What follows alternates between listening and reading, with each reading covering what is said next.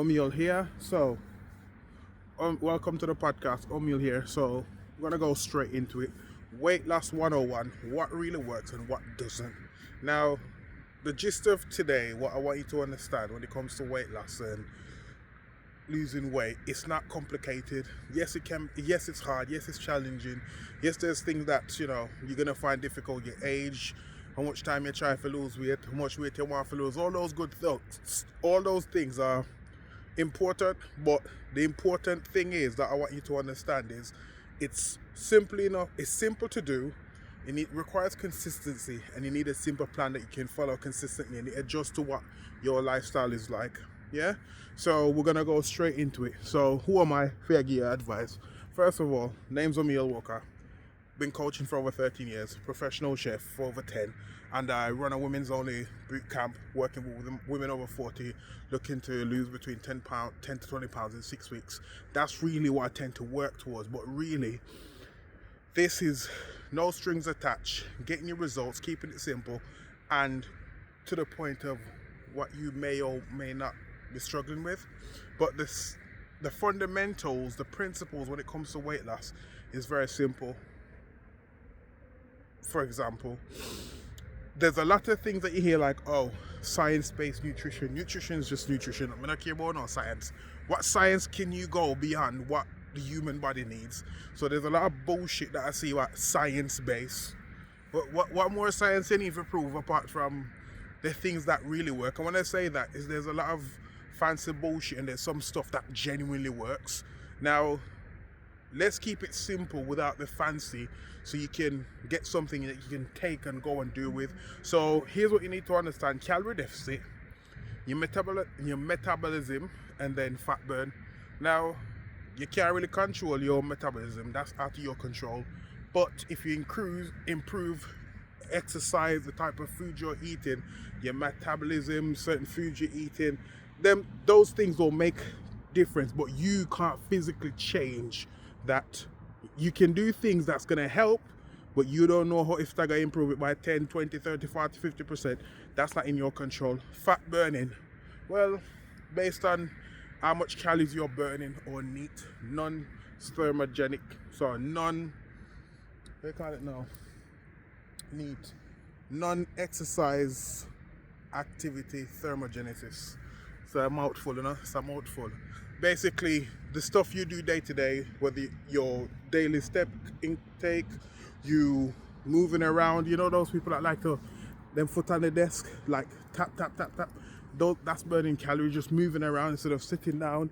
Every so often you go up and down the stairs. Those things, you're burning calories without physically going to the gym and exercising, over exerted yourself. So neat. Now, fat burning, again, that's something you can't really directly control, but based on your day-to-day activity, the stuff you're doing, it will help. Okay, but here's the thing that you can control: your calorie deficit. It's like, oh, but I don't want to track no calories, man. It's boring. I understand, but we're going for something that's simple and doable, especially if you're someone that's struggling to be consistent with your diet. You try all the crazy shit that you can try, and you're still in the same place.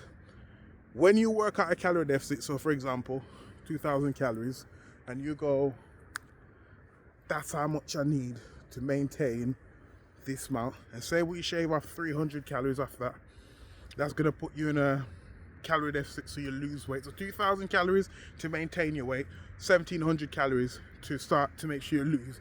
And I say that based on numbers that I can put up on here, so you can see how I get that number. But I'm just using a nice easy number so you can work with. So you times that 1,700 by 7, and then that's your calorie deficit for the week. Now you've got your calorie deficit for the week, you work towards that as a whole. What I would say is aim for 100 grams of protein. So that in itself is going to make it easier for you to get your protein intake. So you can split that up in 3 meals: breakfast, lunch, dinner. It's done. That's adding extra snacks in. That's your fruits, your vegetables. Keep it simple with the diet. The diet don't need to be overly complicated, because when you start complicating it, that's when it gets difficult.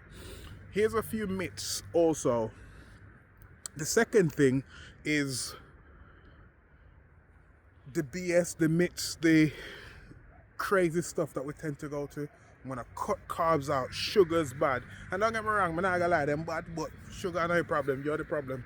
You're the one that's eating the sugary stuff. You're the one that loves the carbs or craves the carbs. But it doesn't mean to say they're bad. They're not inherently bad. I listen about police are lock up the carbs, police are lock up sugar. Like, it's bad, but it's not as bad as we make it out. It's the overconsumption. We overly eat and rely on them as foods is the reason why they're bad for us. So if you're overweight and you want to lose weight, yes, reduce the amount of carbs you eat. So the pasta, the rice, the flour, what else? The potato, sweet potato, brown, all of them are carbohydrates. Yeah? Sugar, reduce your sugar intake, the sweet stuff. If you got a bit of a sweet tooth, reduce it. The more you reduce it, the better it is for yourself. Yeah?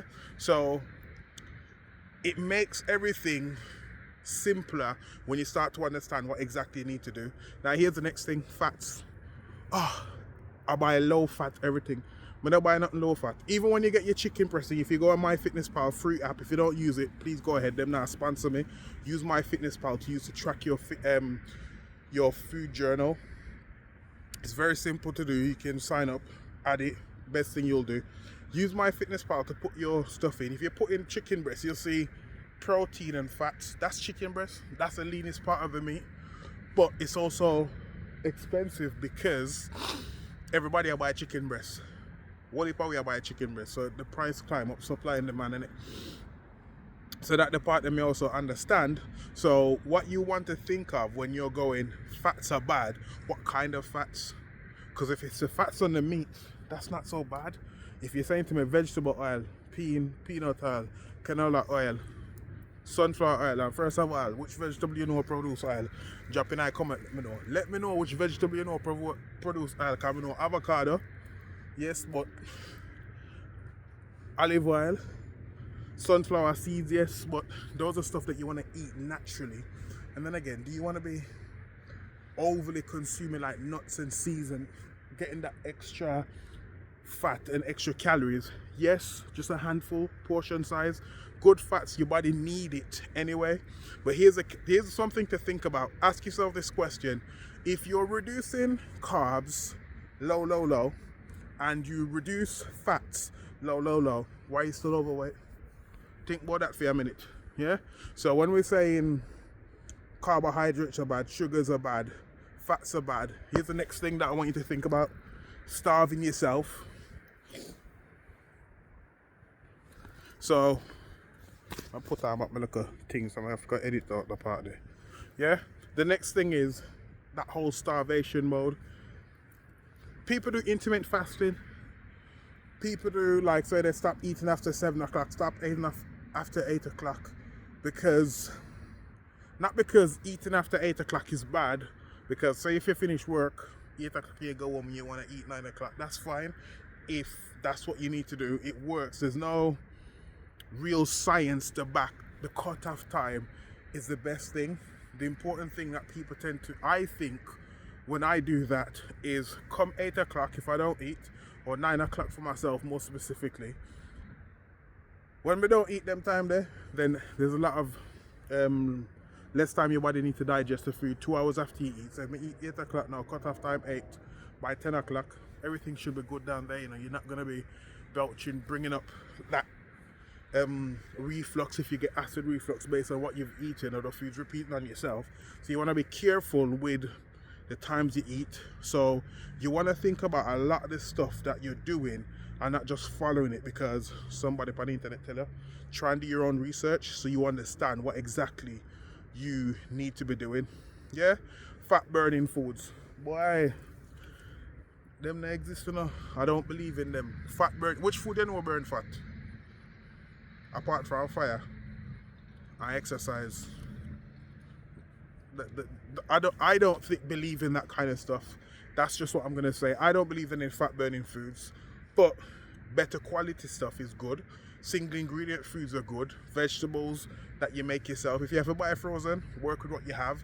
If you have to have pre-cooked things for work. Work with what you have. If you have to have it cold, work with what you have. Don't overcomplicate it, but start off with a simple plan that you can follow and be consistent with, because that's going to deliver results consistently no matter what. Yeah? Why next time I want to tell you about best tip. My little sheet I check out, you know. My best tip for you to start losing weight, yeah? Best tip I can give you, start now. The best tip I can give you to help you, to start losing weight right now is for you to get up, start now. Why? We learn by doing. Now you might go, well, I want to know the best workout plan, the best exercise, the best. Whenever you ever started anything, knowing the exact steps you need to take and get the best results. Every step you take, you're going to learn from the mistakes you make. The good thing is, if you've got an outlay of what you're going to do, here's what my calorie deficit is. I'm going to work out 3 to 4 times a week. Whether I'm going to go to an exercise program, so like we do your outdoor boot camp, you're going to sign up to a program for the next 6 to 8 weeks, and you're going to be consistent training 3 times a week, follow a meal plan, diet, whatever it wants to look like. You're going to follow it consistently, and then you're going to make tweaks according to what you like and what you don't like. Key thing there, most of you don't know what you like. That's fine, but you know what you don't like. So if you have somebody knowing you don't like cardio, that's fine. Start off with some of the stuff you do like, and if you're like, well, I don't know what I don't like and I don't know what I like, well, that's fine. That's what you're starting now, so you can figure that shit out. And let me be honest with you, let's be frank, you cannot tell me, yeah, you do not like something when the fundamental truth is you're just not very good. Here's an example. Personally, me hate press up. You know. I can't drop and give you 20 right now. Probably put one video up so I'll show you some of them press up them. Now, the difference is, there's a reason why I don't like press ups. Press ups to me remind me of 14-year-old me doing press ups off my knees at school when we're there yard, and the boy them a laugh after me to say, oh, look at I don't press up on 5 knees, man, the girl press ups. That's why I don't like press up. So a lot of the times when we think about certain exercise we don't like, there's a there's a negative thing attached to it sometimes. Here's another thing that I don't like. I don't like running like distance on the red treadmill, or running as they call it when we that time boxing road works. I never forget a runner said this to me. This is very important, and this was a very important lesson for me to learn. I never forget it. When I was working at Lifestyle Fitness on Hagley Road, 2017, this one guy every day would come to the gym on the treadmill and I run. Man, I run 10K every day, 5 days a week he'd be on that treadmill. And the one day I'm cleaning the machines. I used to love cleaning the machine, good way for pastime and get clients. So if you're a PT, take that advice. And as I pick up clients, it's just talking to people and helping them, like, you know what, can I sign up with you? So I would do that, clean the machines, because you have to do that anyway. Plus I'm using the equipment, so I like to make sure they're clean. But anyway, I digress. Go on the machines, cleaning it. And the guy said to me, like, how come you always here running? Like, we was having an honest conversation. I'm like, boy, I couldn't do it, I don't know how you love that running thing. I'll do the rower, I'll jump on the rower, I'll happily do 10K on the rower, 54 minutes. My best time on there is 50 minutes. And 10 kilometers, that's 10,000 meters rowing on that. Yeah, your back, you come off your butt, your hamstring, everything mash up. But anyway, I digress. And he said to me, how do you know you don't like running? I'm like, sure, I hate running, man. Yeah, I'm gonna go up and run there, and like giving him all the reasons. He's like, he stopped me. He's like, okay then, young man, because he's an older guy to me. He's like in his 50s, 60s. I was in my 20s back then. And the man said to me, here's how you can tell me you hate running. He said, I want you to run for 3 months. He said, get good. He said, run for 3 months, build up a solid base, get good at it, and then tell me you don't like doing it. And then it hit me. When I first started doing the rower, on the rowing machine, I freaking hated it. I still not like it now. The thought of doing it before I get on there, I procrastinate. I don't like it. But once I do it, I finish. I love how I feel afterwards. It's like, yes, I did that hard shit and I did that.